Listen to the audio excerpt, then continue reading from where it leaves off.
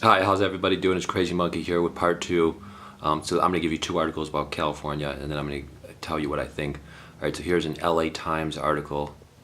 All right, this is really sad. This is really terrible. California lawmakers just killed one of the biggest housing bills in the country. This is basically called Senate Bill Senate Bill 827. Sorry, I said SB. I don't know why I said that, but it's Senate Bill 827. They just defeated this Senate Bill H27 in California.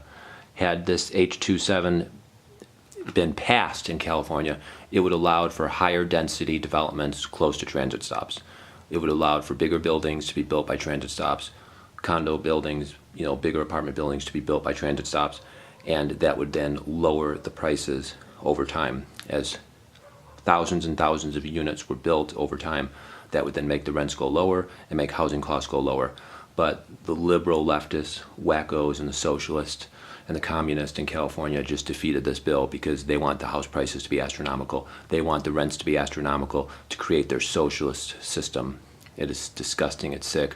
So this bill just failed. Basically, the bill was proposed by an actual Democrat, I guess called Democrat Senator Scott Wiener from San Francisco.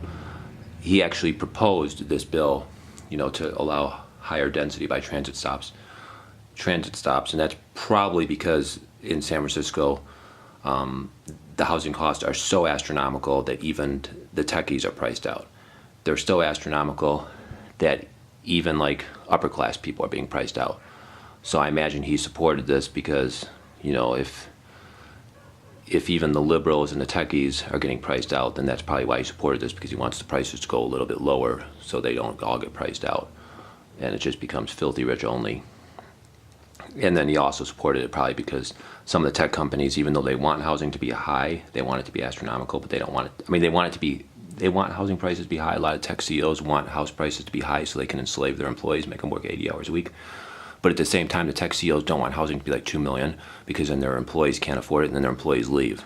And obviously they don't want their, they don't want their employees working 80 hours a week to leave the company because then they have no employee.